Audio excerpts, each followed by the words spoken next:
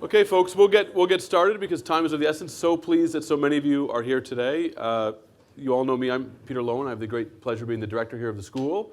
I do want to say, before I introduce General Petraeus, that we are very pleased to be gathered today on the traditional lands of the Huron-Wendat, the Seneca, and the Mississaugas of the Credit. We're very lucky, and we should be thankful, rightfully, to live and to work and to play on this part of Turtle Island. I also want to just acknowledge quickly that there are copies of the book available to you if you reach, I believe, under your seat. If there's a tab under there, a Post-it note, you'll get a copy of the book on the way out. And I want to thank one of our great supporters, David Peterson, who's here, not only for his great support of our lecture series, but for buying all the books today. So a big round of thanks to David Peterson.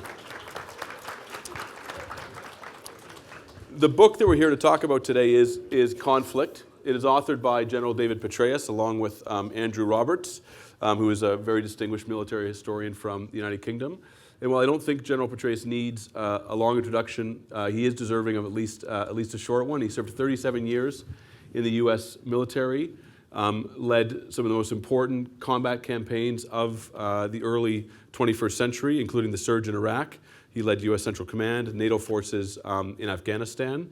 And in addition to all of that, he's been one of the leading thinkers about how the U.S. military and how other militaries in general should conduct combat campaigns, all the way up from his time thinking about Vietnam all the way through to the work he did on the ground. So it's a wonderful opportunity for us to hear from one of the world's great leaders, not only military leaders, and to hear his thoughts on the evolution of conflict, which we've been talking a lot about in the context of the school.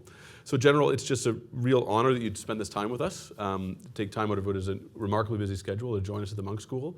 And I just want to turn things over to you to talk about what's the book about. If we had 10 minutes to understand it, what should we know about the evolution of warfare from 1945 to Ukraine? Well, thanks very much. Great to be back in Canada. Great to be with you, Peter, a fellow Trilateral Commission member here. We get to gather together several times a year in different parts of North America, and indeed once a year in a different part of the world. First, I should just note that, again, I did co-author this. Andrew Roberts, one of the great historians and biographers of our time. This is his 20th book. It's the first for which he had a co-author. It was his idea to write the book. He called up. I've known him for many, many years. We've done lots of events on stages in New York, London, Cliveden, and a variety of other places. Great respect for him and for his books. He's written, of course, the best single-volume biography of Churchill, great one in Napoleon. By the way, he has a very dim view of the movie that just came out, and he's written about it and such.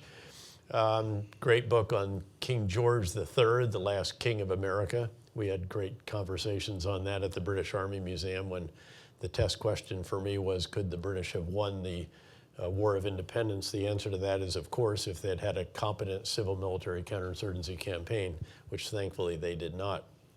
And so forth. And so he called me up after the Russians invaded Ukraine, and he said, you know, there's not a book that provides the military historical context for this war. I'm thinking of writing it, and I wonder if you'd be willing to write it with me. And I jumped at the chance because I've been looking for an opportunity to write about the two wars that I was privileged to command at their height, Iraq and Afghanistan, and then to revisit the war that was the subject of my PhD dissertation at Princeton when I was in that phase of life. But doing each of these without some kind of memoir or tell-all, or just do the history of it, which was great fun. So we jumped at the chance. HarperCollins won the bidding, and I remember we had an early video conference with them. They said, now how do you intend to divvy up the responsibilities here? I should note I was a speechwriter a couple of different times over the years as well. Andrew quickly answered the question. He said, well, General Petraeus is going to write about the countries that he invaded, plus Vietnam, and I'll fill in the rest. Actually, what we did, thousands of emails, tens of thousands back and forth, which was really great fun, to write with one of the great historians of our time. As we were developing the book, I said I wanted in the introduction to lay out what I hope is the biggest takeaway for people from the book, which is not any particular conflict, although I'm delighted to get into those, and I'll very quickly summarize some aspects of them. But what I really set out to do, what we wanted to do, is lay out the critical importance of strategic leadership. This is leadership at the very top of a military campaign. Now, yes, above that, there's a political senior leader who makes fundamental decisions, as President George H.W. Bush did about Saddam's army invading Kuwait in the very first meeting of the National Security Council, which included a reluctant military at that time, weighed down by the lessons of Vietnam, and he simply said, this will not stand. That is the biggest of the big ideas. As you'll see, for strategic leaders, you have to, first task is get the big ideas right. Maggie Thatcher, the Falklands, this will not stand, and so forth. So they make the fundamental go to war or not decision. But then it's up to the military commander, the commander of the theater of war, to perform 4 tasks very effectively, or that side generally does not prevail. First is to get the big ideas right, to craft the right strategy with a very detailed understanding of the nature of the country in which it's going to be conducted. You have to understand the physical terrain, the human terrain, the enemy forces, the friendly forces, all the different segments of society, the neighborhood, all of this, and get the strategy right, get the big ideas right. You then have to communicate the big ideas effectively throughout the breadth and depth of the organization you're privileged to lead, plus to everyone who has a stake in the outcome of the conflict. Third task is to oversee the implementation of the big ideas. This is what we normally think of as leadership, by the way. This is the example the leader provides. It's the energy, the inspiration. It's attracting the best people possible and keeping them as long as you can, developing them and taking care of them even after they're gone, and then allowing those not measuring up to move on to something else, because this is a pretty important endeavor and you can't carry dead weight. It's how the leader spends his time or her time. That's crucial. We used to call it a battle rhythm. This is how you drive the campaign plan, implementation, the meetings you do, what you see for yourself, where you visit. Again, very, very detailed. We had a huge butcher block piece of paper that showed what I did every single day of the week, and it's a 7-day-a-week endeavor. What we did several times a week, twice a week, once a week, every other week, monthly, all the way up to the 6-hour quarterly campaign plan civil military review that Ambassador Crocker and I oversaw in the surge in Iraq, for example.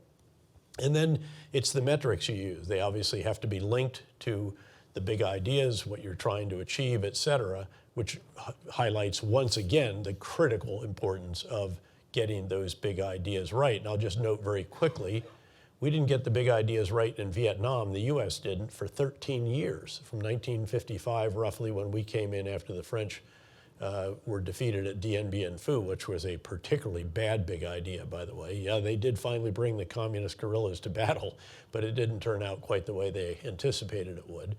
But all the way until mid-1968, when we finally got a commander who recognized that we could not win a war of attrition with North Vietnam and those in the south, the Viet Cong, given that they can replace the casualties that they were experiencing, and that search and destroy operations were probably creating as many enemies as they were taking off the battlefield because of the indiscriminate use of firepower and so forth and so on.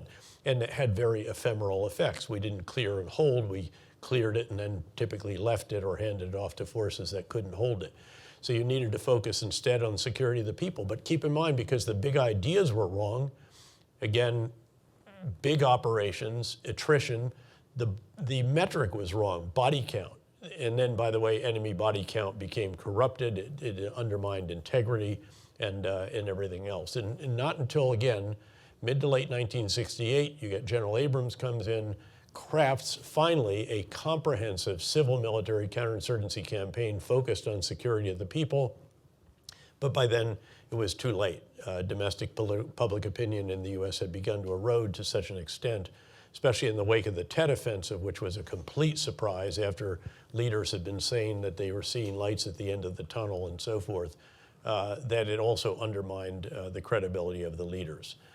So again, got to get those right. There's a fourth task that is often overlooked, and this has to be on your battle rhythm, a number of different events that enable you, in some cases force you, to determine how you need to refine the big ideas so that you can do it again and again and again, because the context changes, it evolves, you're a learning organization. One of the big ideas, in fact, is that you have to be a learning organization and you have events on your battle rhythm and activities that promote learning. As your own leadership. You surround yourself with some people that are known to be naysayers, contrarians, and so forth.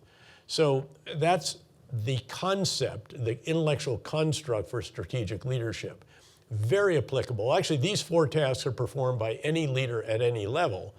The difference is that those below the top are carrying out their tasks, determining their big ideas with a certain degree of limitation because of what the leader at the very top has done. Occasionally you get something that is different. In fact, the Marines in Vietnam had a program called the CAP program. I think it was Civil Action Program, whatever. They lived with the people. They did what we should have been doing everywhere. The metrics were the right ones. It had to do with security of the people and so forth. And actually, the senior Army commander tolerated it, never liked it, criticized it in his memoir, but that is actually what we should have done from the beginning. But normally, people don't have that degree of latitude, so you're stuck within the confines of what the senior leader's big ideas are. This plays out in a university, it plays out, I'm in the business world, I'm a partner in one of the world's largest investment firms. We own about 120 companies around the world, have minority interests in another 100. Many of those 120 own many companies themselves. This plays out there, and I'll give you an example. I love the example of Netflix because we all know it. Reed Hastings, one of the great strategic leaders of our time, right up there with Jeff Bezos of Amazon, Jack Ma of Alibaba, and so forth. And they've had, in his time as CEO, they had essentially 4 incarnations, 4 big ideas, if you will. The first was, we're going to put movies in the hands of customers without brick and mortar. So we're going to charge less than does Blockbuster, for example, which was brick and mortar. Very few of you will remember what Blockbuster was. For those that want to, there's one still around in Bend, Oregon. It's a famously contrarian place. It refuses to allow its Blockbuster to die. Now those of my generation can take our grandkids there and show them what we used to do on a Friday night, which was look for a good VCR tape to watch during the weekend. So a couple of years into the first big idea, that they sat down and they said, well, this has gone great. I mean, Blockbuster is going out of business. What do we do now? Others are coming into this business. And so they said, well, Reed Hastings said, the context has changed. Broadband speeds are much faster now. And so we can allow people to download movies. That'll be the new big idea. So that was it. They put it out. They oversee the implementation. They get down here. And a couple of years later, well, this is going great. We're bigger than ever, more revenue, et cetera. But now we need to figure out a new big idea because others are competing. And this is the real breakout moment for Netflix. This is where he decides to invest $100 million on House of Cards alone. So the big idea is we're going to create our own content. And content is king, of course. And they do this innumerable series and others that we all remember from, especially from the early months of the pandemic when Netflix was a refuge. And so it succeeds wildly. Then there was a final big idea, which was we're going to make major motion pictures and go head to head with the major motion picture studios. In fact, he buys not 1, but 2 movie studios. And they do so well that they get more Academy Award nominations than any other major movie studio 3 years ago. That's a pretty good metric. Now, there was an issue that I had here, and I've sat down with Reed Hastings and talked about this intellectual construct for the exercise of leadership. And he has a very similar one to this, actually, and he employs it quite explicitly as well, as we did, again, when I was privileged to command surge in Iraq and so on. I did say, however, that the movie in which Brad Pitt played my very close friend and longtime combat comrade, General Stan McChrystal, it just didn't work. I said, Brad Pitt sort of marches around like a little toy soldier. He salutes stiffly. He has no sense of humor. I mean, he just doesn't get Stan McChrystal. And I said, besides, I just could not believe that Brad Pitt didn't hold out to play me. But anyway, so you get the idea here. This concept of, this construct of strategic leadership is crucially important. And as you examine conflicts, as we do in the book, what we do is we look at the quality of strategic leadership on either side. And so, for example, the great strategic leader of both the French experience in Indochina and then the US war And Vietnam is neither a French general nor an American general. It's actually General Giap of North Vietnam. So, and again, we walk our way through this. You can also compare and contrast Zelensky with Putin. Again, very, very impressive on Zelensky's side. What's the first big idea? I want ammunition, not a ride.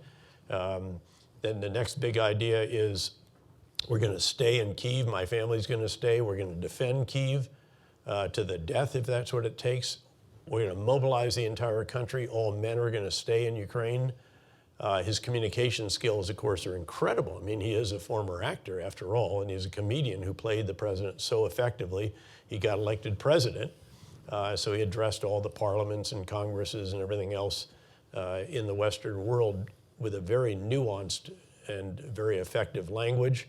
His oversight of the implementation, very admirable. The example, he changes into a OD uniform on day one from a suit. He's never been out of it, although I think he wore black at Davos. But again, he's never gone back to an old suit. He's out on the front lines. The inspiration is very impressive. All the other qualities, how he spends his time and so forth. And I've been out there twice in the last, I guess now it's 8 months or so, met with both him and with his military commander. And then they do sit down and refine the big ideas and do it again and again. It's not all flawless. There is political tension underneath the surface. But compare that with Putin, who seriously underestimated the capabilities of the Ukrainian forces, totally overestimated his own forces, underestimated the US-led NATO Western response to the invasion of Ukraine, et cetera, et cetera. So, and you can walk his way through. The problem is, though, that the objective reality is this war is by no means over. The Russians actually are on the strategic offensive now. They have the strategic initiative, I should say, now. Terrible losses, horrific casualties to get small amounts of land, but they seem to be able to replace the casualties, and he is seemingly unconcerned by them. And he has a country that has more than 3 times the population of Ukraine's and an economy that may be as much as 10 times. So the challenges there are very, very substantial. For us, the big idea should be to do everything we can humanly do to provide Ukraine everything possible to enable them to continue to survive, to win their war of independence, if you will, and indeed to show that the kind of unprovoked and brutal invasion that Russia has carried out cannot be rewarded. Keep in mind, by the way, Russia would not stop in Ukraine. They already have their eyes on Moldova, Lithuania, and probably others. But so again, we'll keep coming back during this session to this intellectual construct, but particularly to the big ideas.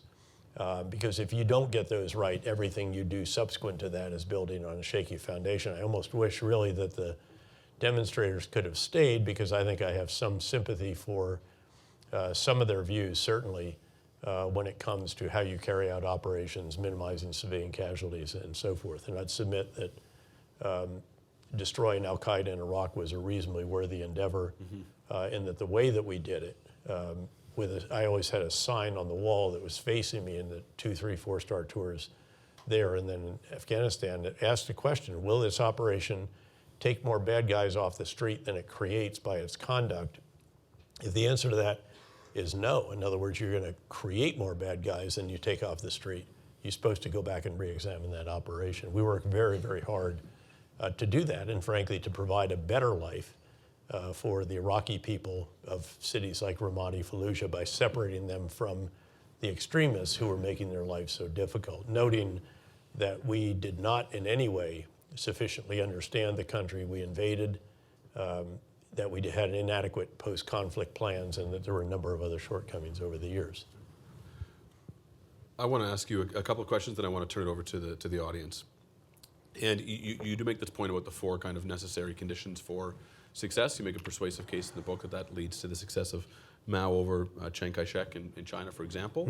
And then the book spends a lot of time talking about the new domains of conflict, from the traditional land, air, and sea to cyber, to space, to information. Just share with us what you're thinking about that and how to think about where the U.S. is positioned globally in its capacity to win a war that's a cyber war, a space war, an information war? And what should we know about the changing dimensions of conflict? Sure. Well, let me talk first of all what I think, again, sort of the biggest of the big ideas about the world right now, which is that we face the greatest number of challenges and threats. And by we, I'm talking about essentially the Western world, the U.S.-led Western world. And I think we face the most complex array of challenges since the end of the Cold War, at least arguably since the end of World War II.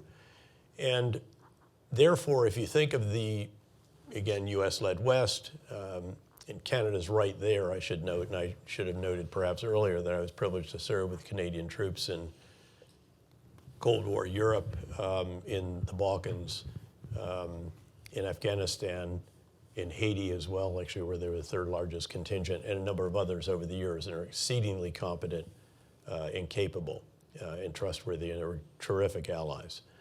But if you think of the situation as we're the guy in the circus who has to keep a lot of plates spinning, there's more plates in that tent than at any time in the past, and a lot of them represent more complex challenges. The biggest, most important of all, the one we can't allow to wobble, is that which represents the relationship with China, which has been described by the U.S. National Security Advisor as severe competition. And again, what we have to do there is ensure that the elements of deterrence are rock solid, be firm, but not needlessly provocative. There's obviously a Russia plate that's more menacing and more worrisome. There's a North Korea plate still. There are several Iran plates, if you think about it. There's an Iran nuclear program plate. There is an Iran missile and drone program plate. In fact, they're also supplying those to Russia, in addition to the Houthis in Yemen, who are disrupting Red Sea freedom of navigation. And then there's an Iran plate that supports other Shia militia in the region, including those in Iraq. They're trying to Lebanonize Iraq to get the U.S., force the U.S. out. Obviously Hezbollah in southern Lebanon, and then Hamas in Gaza, albeit Hamas being a Sunni rather than a Shia organization, which is interesting.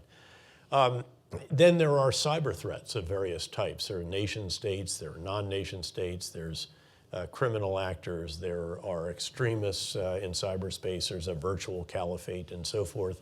All of that very challenging. There are additional plates that are manifestations of climate change, whether it's more extreme weather, desertification in the Sahel that is forcing unprecedented human migration, and so forth, that causes enormous political as well as humanitarian challenges. Again, wildfires, floods, hurricanes that are more severe than ever before. The once in a century storm now seems to hit about every year somewhere. So you put all this together, there's probably, we should add a domestic populist challenge in there in various democracies, including arguably the one to the south of this border. And you see a very, very challenging array. Now, my view, again, is that the big idea here is that the U.S.-led West should do this. We're not keeping these plates spinning because of charitable reasons, although I guess you can say that, but it's really about cold, hard national security and prosperity, and the maintenance of the so-called rules-based international order that was born in the wake of World War II, in a 50-year period that saw 2 world wars and the Great Depression, has, for all, again, of its imperfections, flaws, mistakes along the way, and so forth, has generally served the world reasonably well, and I think should be continued, albeit, of course, always with refinements to the big ideas that guide it as well.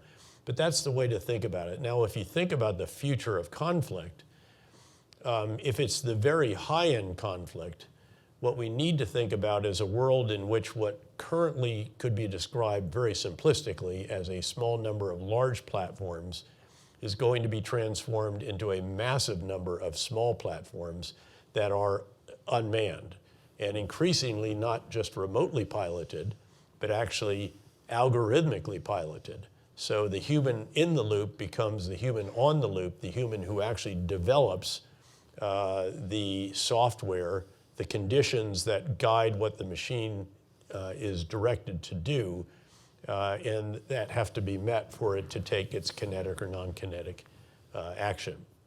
So that's how I'd think about this in the future. This is a truly massive transformation to think about going from, again, aircraft carriers, surface combatants, F-35s, main battle tanks, to unmanned systems. Again, many of them algorithmically driven, swarms of them. And by the way, not just, again, in the air where we see a lot already, but on the ground, on the surface of the sea. Subsea is a particularly important area because it's the one area, the one domain where it's difficult to see everything. Then outer space and also in cyberspace where you actually already have the equivalent, if you will, of unmanned systems operating algorithmically, on a full-time basis. What does that look like for allies like Canada, in the sense that when we're supporting and partnering on U.S. efforts in places like Afghanistan, there's kind of a full command structure, and we've got some kind of democratic control over what our military is doing, but we're putting ourselves into that structure.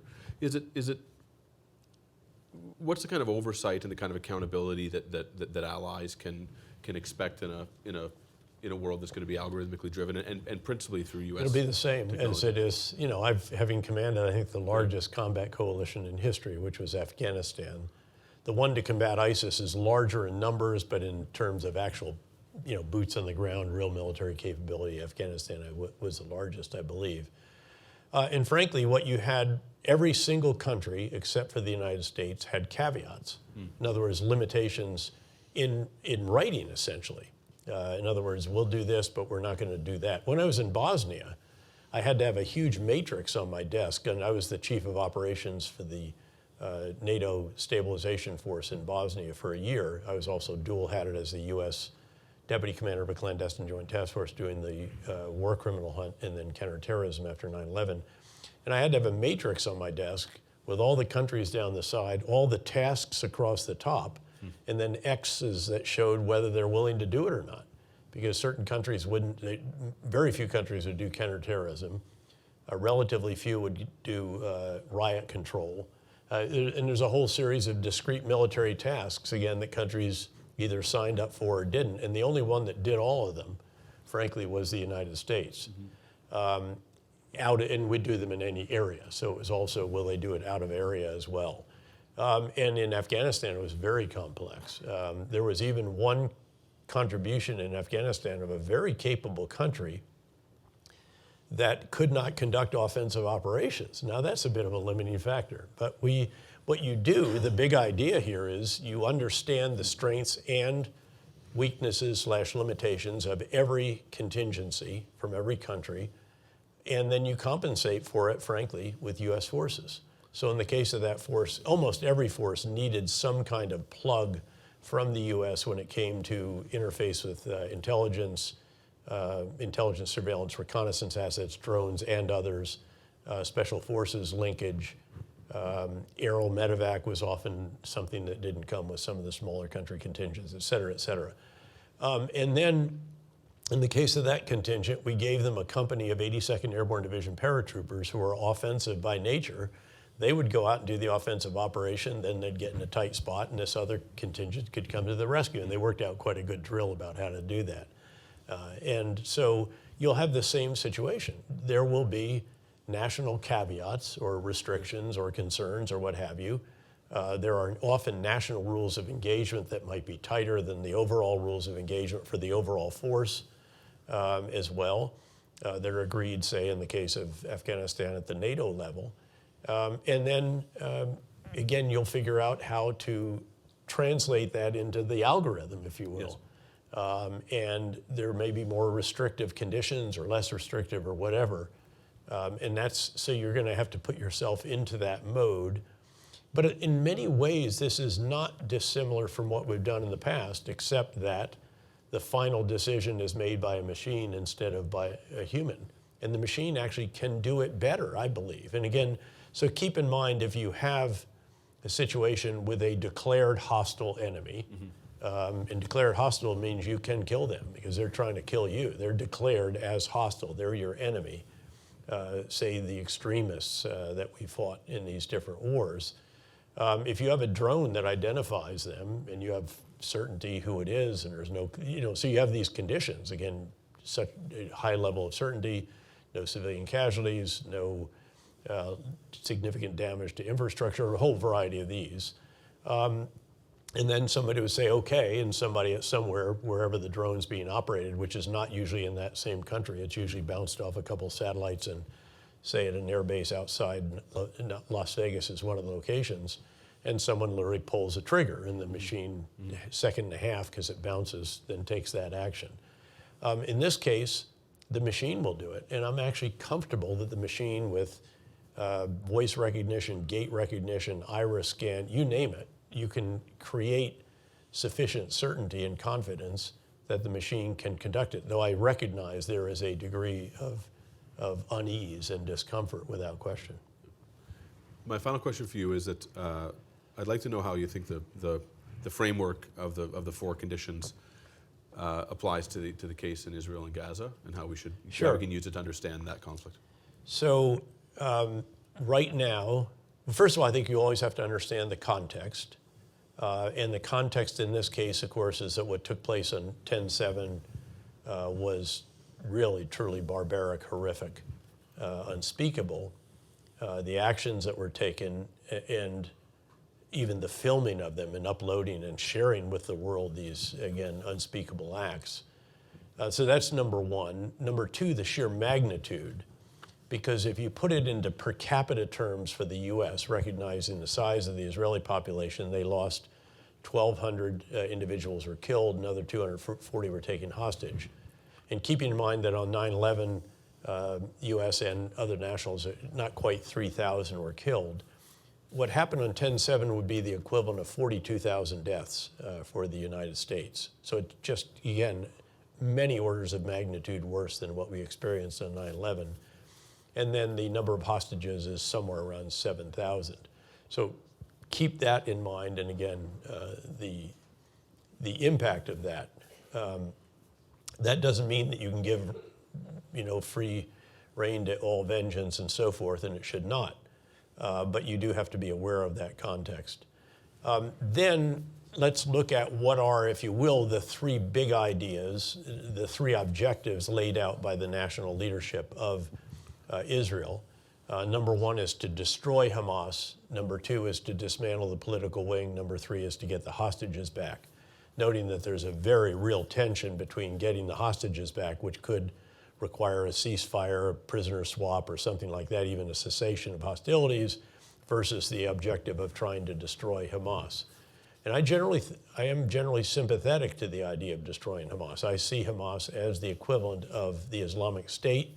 It's an imperfect analogy, to be sure, given Palestinian nationalism and again, the context of the Palestinian cause.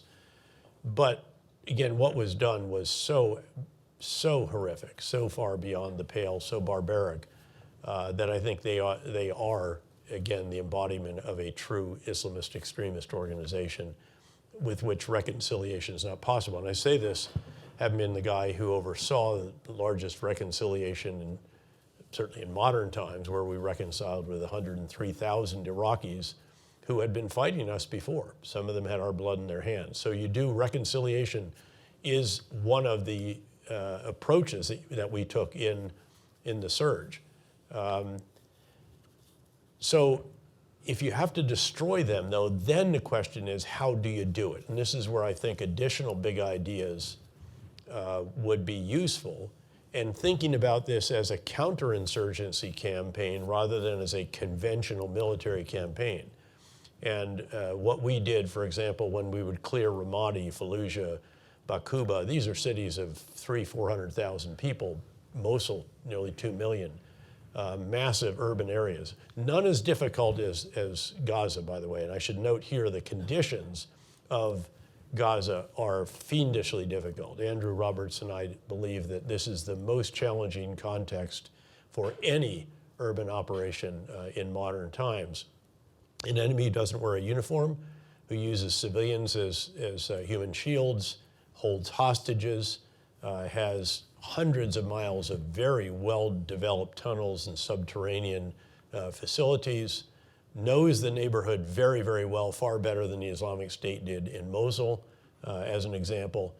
All of these different issues with which they have to contend in a very densely populated area with high rises, and you have to clear every building, floor, room, cellar, tunnel entrance, and so forth.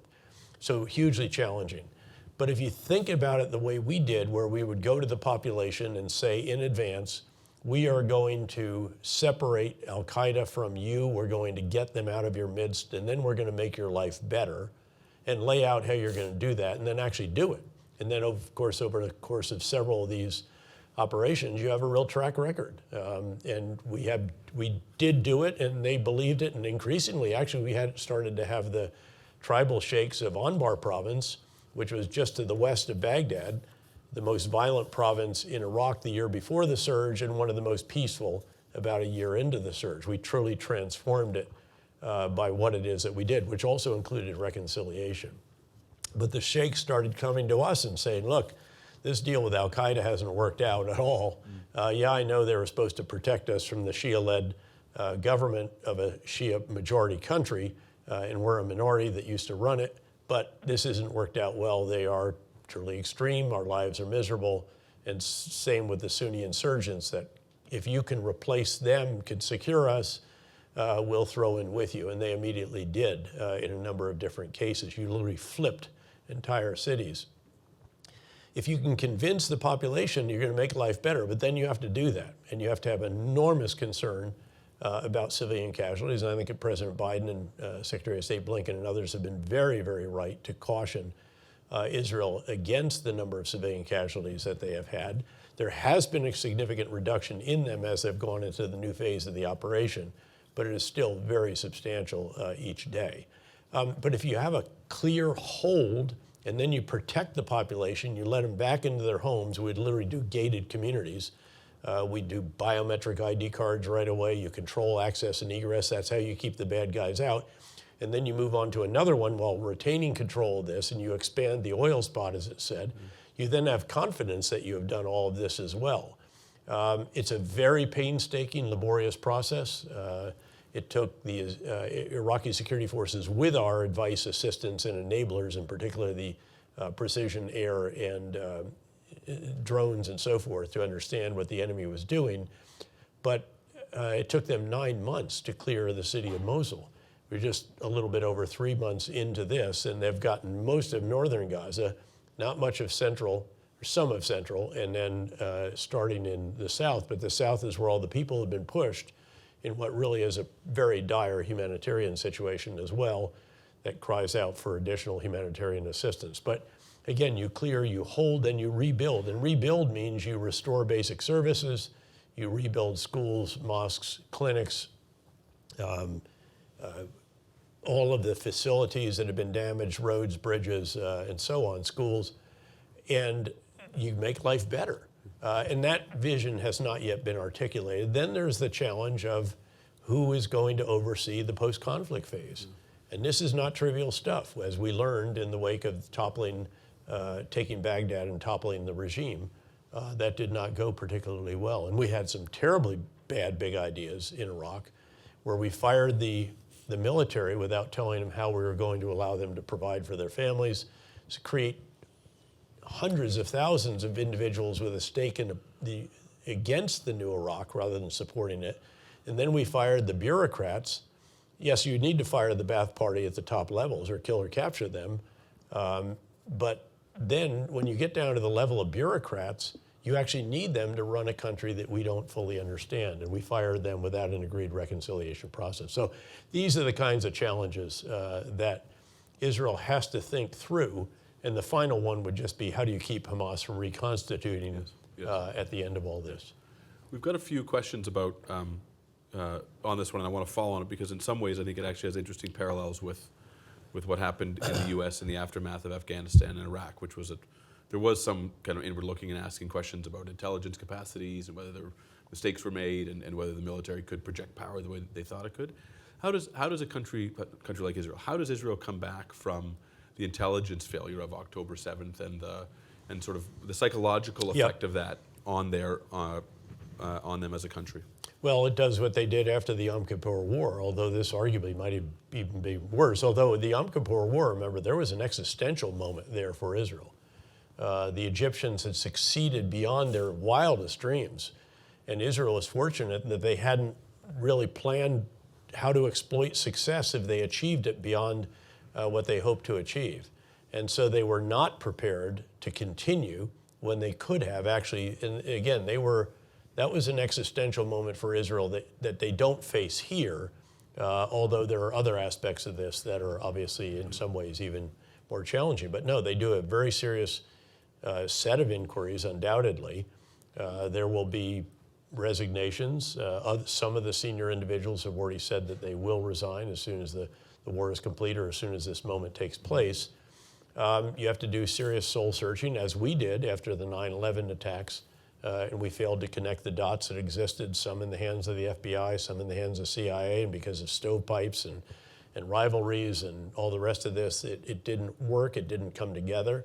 You create new organizational architecture, perhaps, if that's needed. We created the Office of the Director of National Intelligence to oversee the whole community so that the CIA director was not also the Director of Central Intelligence and doing that in his spare time or in his primary duties.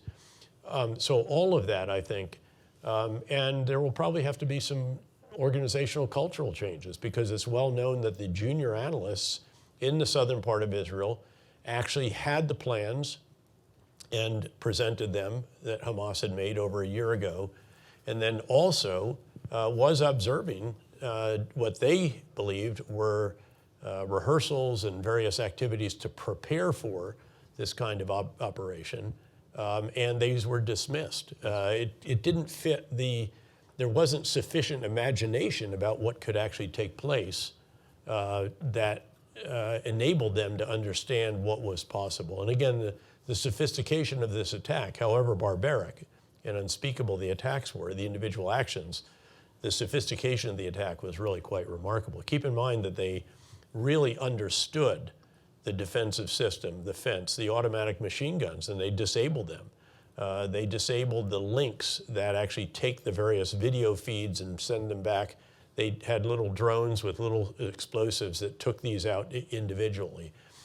So they broke basically all of the observation and fire, and then of course ran bulldozers through the fence, hang gliders over it, or powered gliders, drones all over, and they had very, very good intelligence, and they went immediately to the operations centers, disabled them, so that the military response, for which readiness was also inadequate, was much more sluggish than it would have been as well. Yes. We have a question about this. It's come in a couple different forms, so I'll ask it, amalgamating a few, but and you travel around the world a lot, and you're obviously talking to people from all sorts of countries, so and you're getting lots of perspectives on this. But do you have a sense that there's a cost to America's moral authority in the world due to its steadfast support of Israel? Look, I think there have been bruises to America's moral authority in the world in a number of different ways over the years. Candidly, the demonstrators highlighted a few of those. The flawed intelligence on weapons of mass destruction in Iraq, which led to an invasion, and then a number of the early decisions, again, they're really quite catastrophically bad, and it took us a number of years to really get it together and finally get a situation, and it was done during the surge, driving violence down by nearly 90%, and then a good plan over time that enabled us to withdraw, and then it was the Iraqis that took their eye off al-Qaeda. But again, you had Abu Ghraib in there. That's a blow to our moral authority. We had enhanced interrogation techniques, which I should note I opposed from the beginning. And when I was, say, at the 2-star level and we held detainees, and I was actually asked, sir, how do we want to treat the detainees? We had some debate about this. Do we want to use this or that?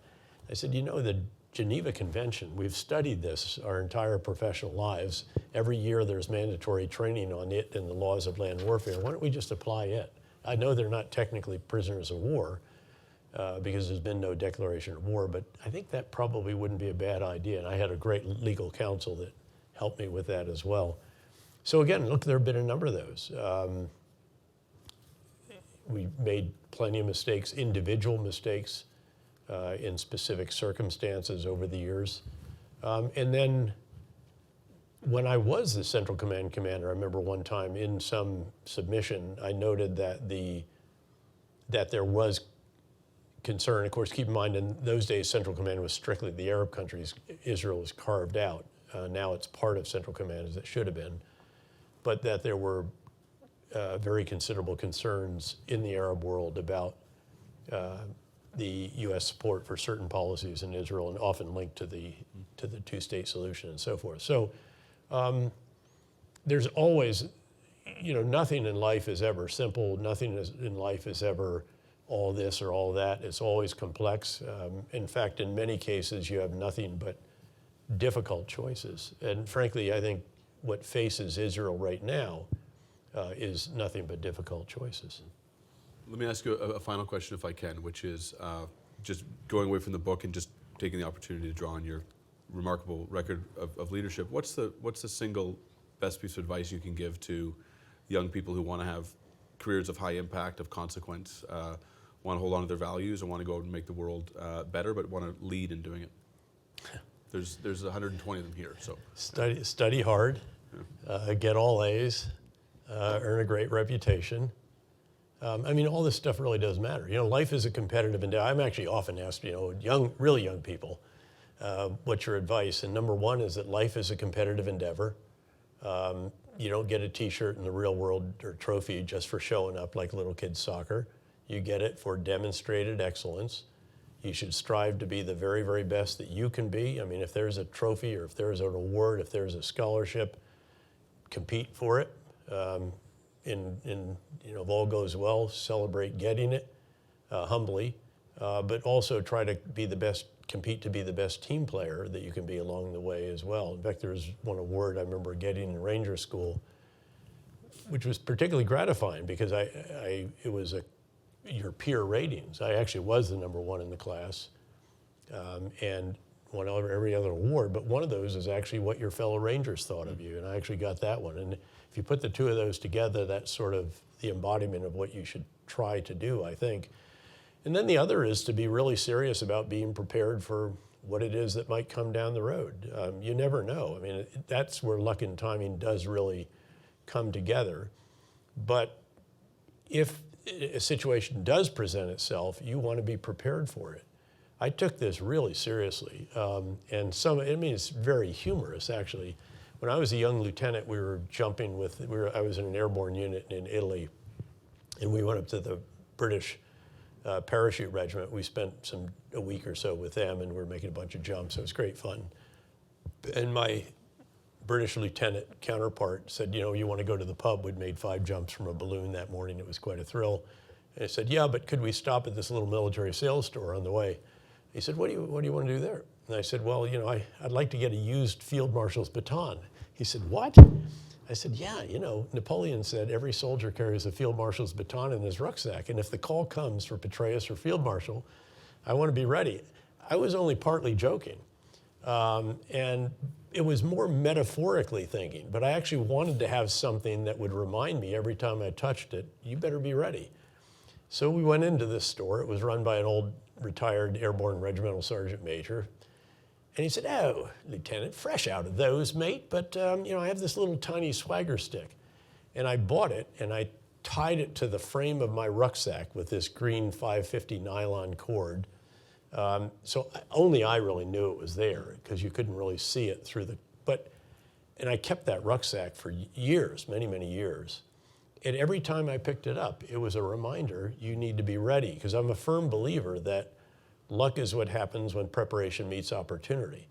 And I tried very hard to be prepared, studied, always sought opportunities where I could. I remember one time I didn't want to go to the War College. I'd already done a PhD anyway, and I wanted to go to Georgetown, do a fellowship, and be available in case something happened in Haiti. And lo and behold, something happened in Haiti. So first, I'm not doing the War College, I'm doing a fellowship. Then the call comes, hey, how would you like to do Haiti instead of studying Haiti? I was actually helping the National Security Council staff on some stuff with that. Said, you bet, you get me credit for the fellowship, which gets me credit for the War College. And that's how I ended up in Haiti as the chief of operations for a UN force, which Canadians were number 3 in, and did a spectacular job, including the Royal Canadian Mounted Police, who did the train and equip mission very impressively. But that was a case where I put myself in a position, you never know if it's going to happen, but when it did, I felt that I was reasonably prepared for it. And that was one of just many such episodes over the years. And so I think, again, you have to explicitly do this. Again, in the real world, people don't give you stuff. They don't do charity for very long. You have to produce. And I know it sounds very, very trite to say all that, but you ask what it is. You ask what we look for at KKR, we're managing $550 billion. It's the most incredible workforce I've ever seen. And we look at people's college transcripts. We look at what schools they went to. We look at what scholarships they got. We look at whether they're summa cum laude or Rhodes Scholars or what have you. These actually matter. And did they hustle? And did they go out and do that? That's my advice to you. And that's the same in all endeavors in life, including those, very much including those in government, which I think is the greatest privilege in life, is to serve one's country in a mission that's larger than self, not just in uniform, but in many other endeavors as well. Those are very, very inspiring and challenging words to finish on. I want to thank you very, very much and ask you to join me in thanking General Petraeus for this wonderful hour. Thank you.